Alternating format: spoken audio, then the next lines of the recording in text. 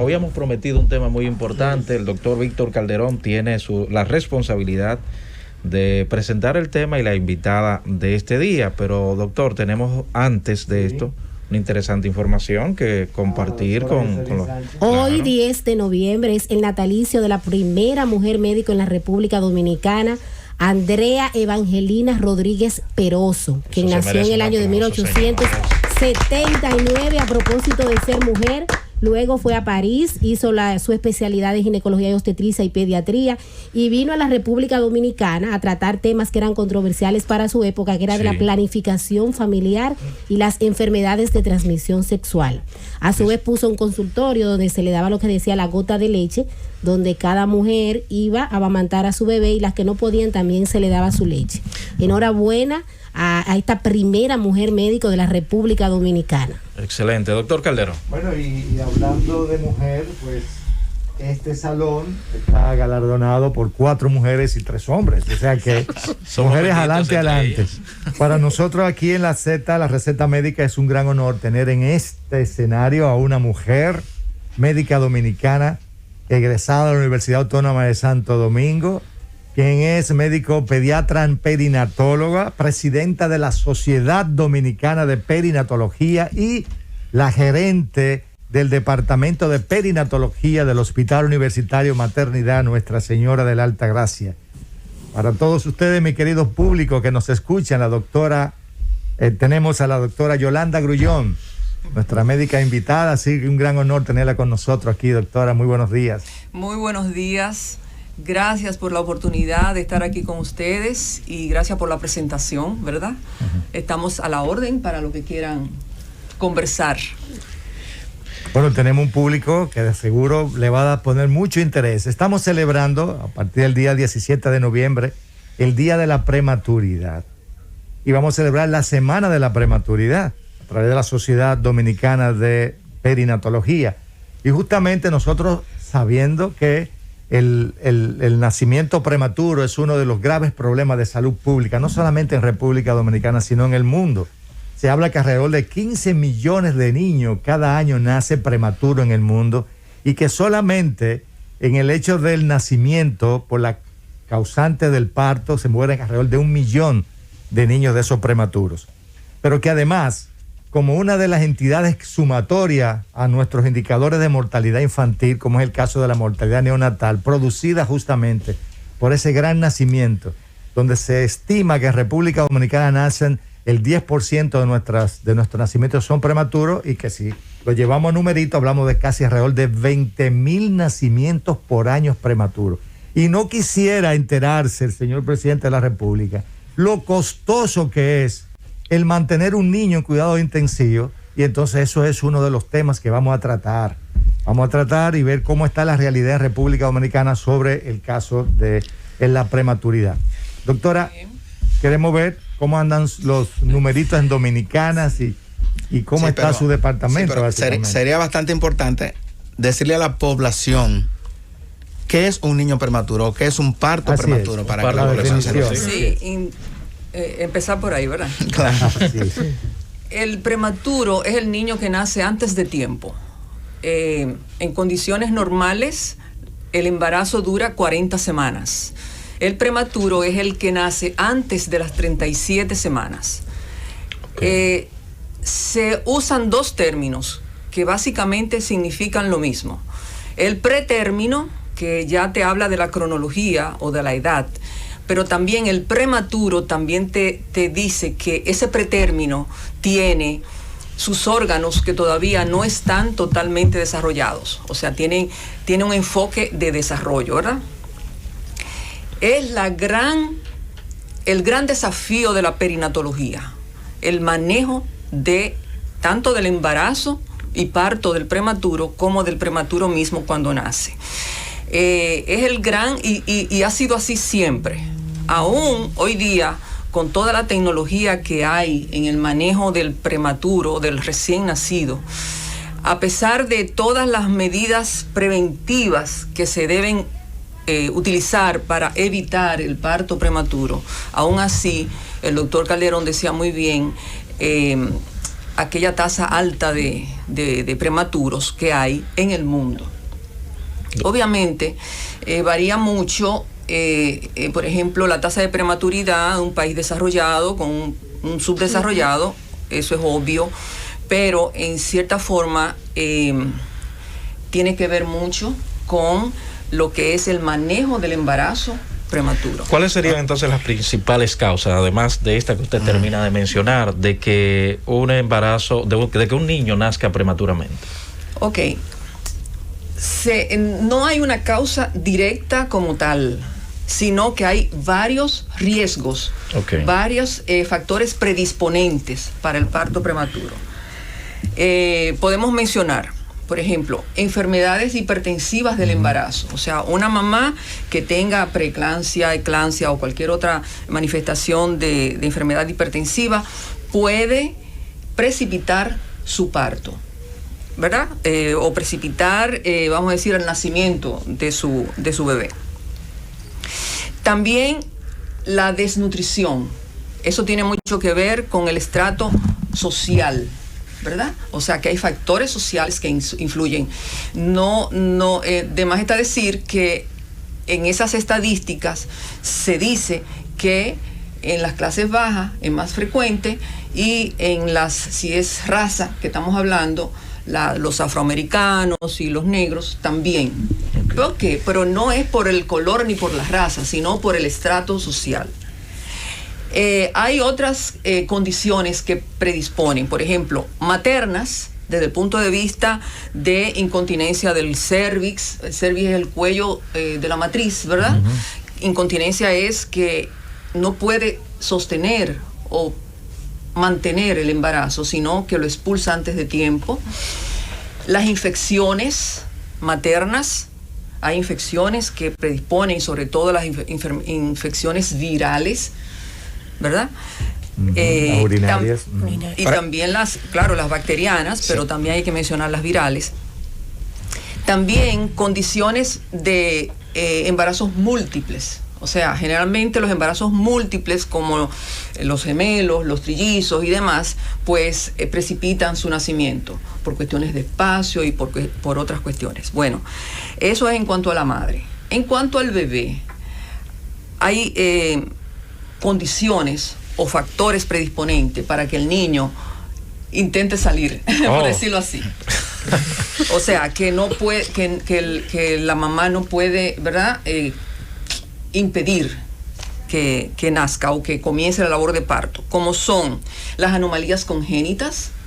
Hay anomalías congénitas que ya, como te digo, estamos hablando dentro de 6 meses, 5 meses, ya pues comienza la mamá a tener contracciones y demás, y usualmente lo expulsa antes de tiempo. Hay condiciones, por ejemplo, infecciosas también, como ya dijimos, pero ya desde el punto de vista del feto, ¿verdad? Una mamá que tuvo una infección bacteriana, urinaria o de corionitis, que es infección del útero, lo que sea, pues entonces hace que el niño se infecte también y eso contribuye a que acelere el parto. También hay una causa, vamos a decir, que depende de nosotros.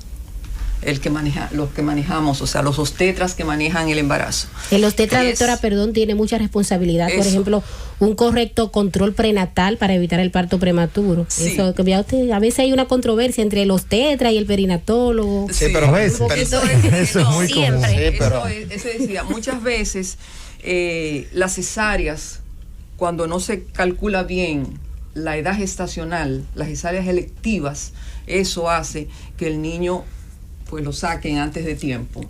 Eso ocurre mucho en lo que se llaman prematuros tardíos. Por ejemplo, un niño que tiene 36 semanas, por edad que se calcula, ¿no?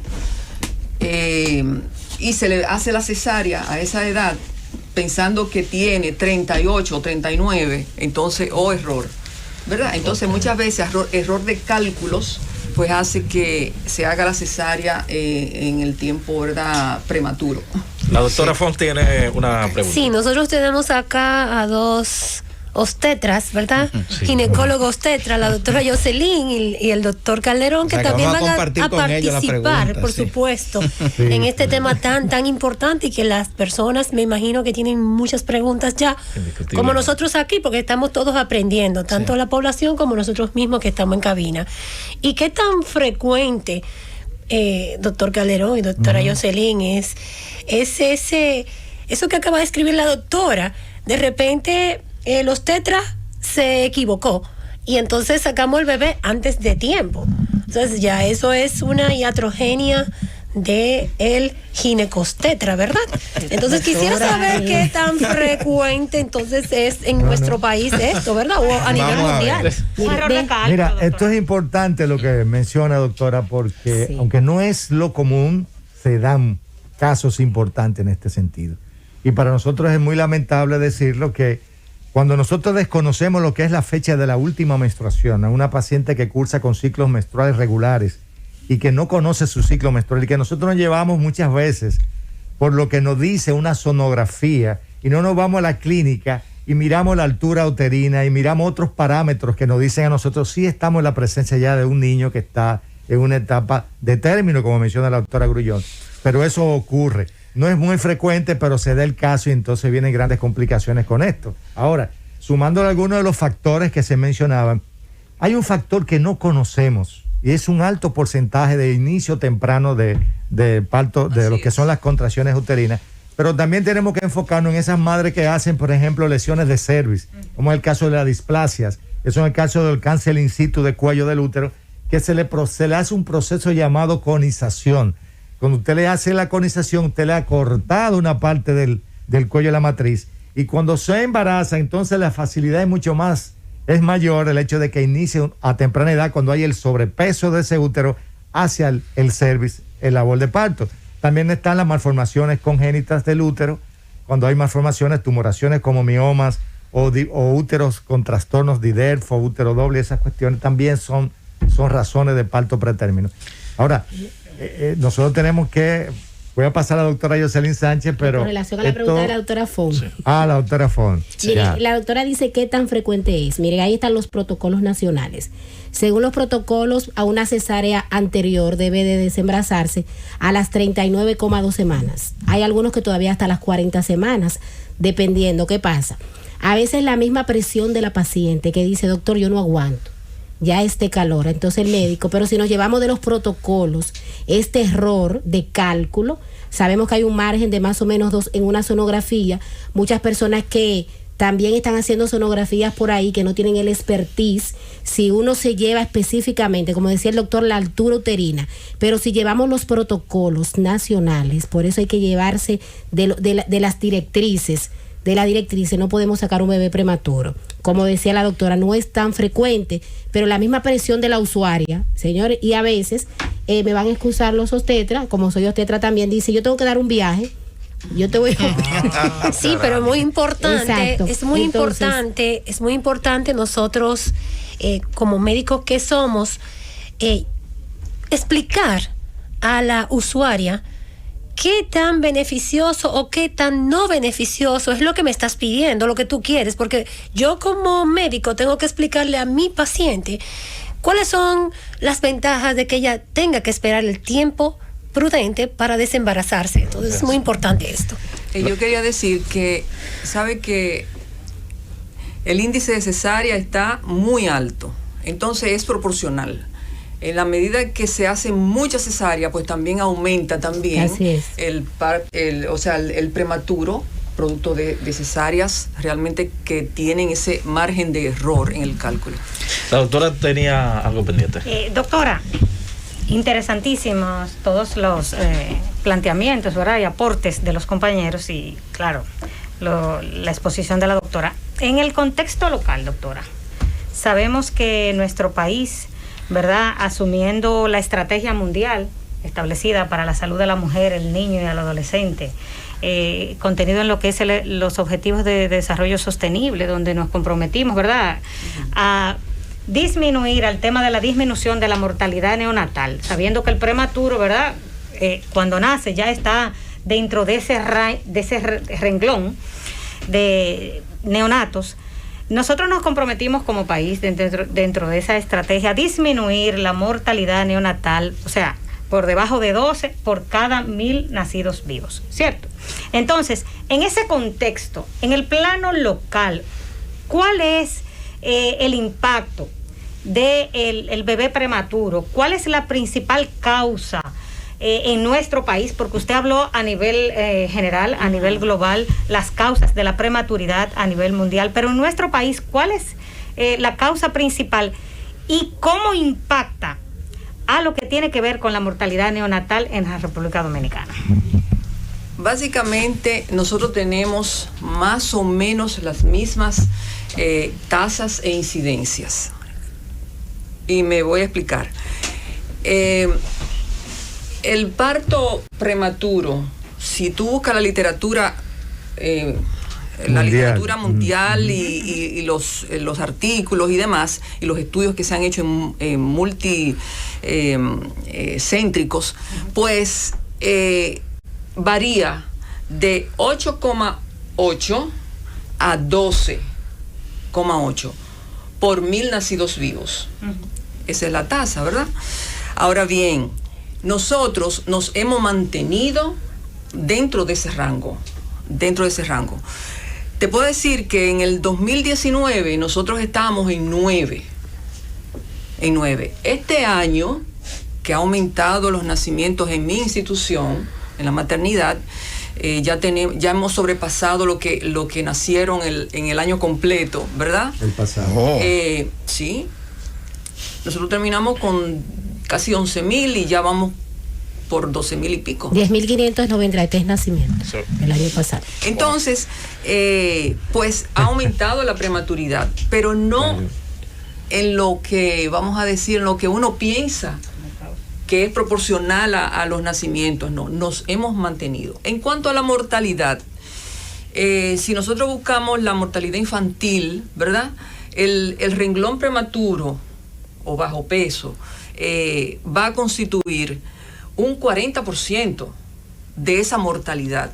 O sea que es mucho. Ahora bien, si ese 40% tú lo disgregas, los que mientras más prematuros, por ejemplo, un niño de 1,000 gramos, eso te está diciendo 26 semanas para abajo, eso casi es un prematuro extremo de esos se mueren. Entiéndase que de ese 40%... ¿Qué porcentaje, doctor, usted dice? No, o sea, ese renglón de por debajo de 1,000 gramos o 26 por debajo de 28 semanas corresponde más o menos a un 4% de ese 40% de prematuros que se mueren, ¿verdad? Digo que corresponden a la mortalidad infantil. Pero de ese 4%, casi 100% se mueren.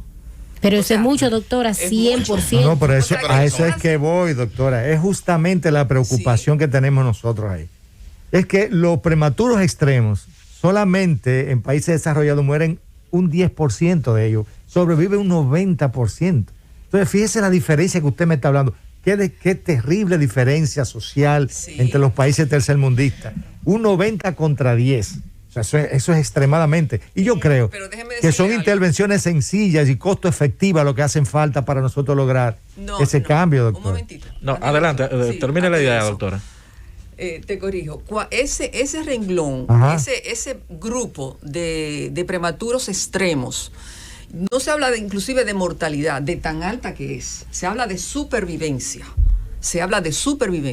Y eso se dice, tiene mucho que ver con el índice, vamos a decir, el criterio de viabilidad. Por ejemplo, esas estadísticas de los países desarrollados, vamos a decir, no cuentan los niños por debajo de 25 semanas. ¿Y el peso? No los cuenta, doctor, porque ese es su parámetro de viabilidad. Entonces, obviamente, un niño que tiene 26 semanas tiene más probabilidades del de 25, ¿verdad? O menos. Ellos no lo cuentan. Entonces, si nosotros nos llevamos de eso, quiero decirte que en la maternidad, por ejemplo, nosotros tenemos una supervivencia de esos prematuros de 25 a 26 en un 80%. Doctora, ¿por qué usted no menciona 25-28 como extremo? como está catalogado y clasificado. Exacto. Porque hablarme de 25 a 26, como que me está diciendo que es muy, muy, muy prematuro. A las 28 semanas, la supervivencia es mucho mayor y es donde está la clasificación. Sí. Me gustaría conocerla a partir de las 28 semanas. De las 28 semanas. Así es. Así mismo, el prematuro extremo es 28 semanas o 1000 gramos hacia abajo, ¿verdad? Así es. Entonces, esa mortalidad representa un 4% de esos 40% de prematuridad, de mortalidad que yo te dije, ¿verdad? Entonces, ese 4% de esos prematuros extremos varían según la semana, y por eso introduje el tema de lo que es el parámetro de viabilidad, que no nos podemos comparar, ¿entiendes? Yo te digo a ti, prematuro extremo es por debajo de 28 semanas, pero yo estoy contando todas, las de 24, de 25, de 26, de 27 y de 28. Sin embargo, las estadísticas de los países desarrollados, el índice mejor dicho, el parámetro de viabilidad, lo suben un poquito más y lo cuentan desde la 25. Okay. Por eso es lo que quise decir. Bien. Entonces, muy buena la aclaración, doctora. Indudablemente es alta. Ahora, indiscutiblemente es altísima y hay una comparación muy alta. El doctor Polanco tiene una preguntita, la vamos a dejar al aire. Usted va a decir la pregunta ahora, al regreso la doctora le responde. Ok, perfecto. ¿Qué tan frecuente es el parto prematuro en pacientes extranjeras que vienen del vecino país? Bueno, al regreso nos responde esta preguntita, doctora. Llévatelo, Cundo.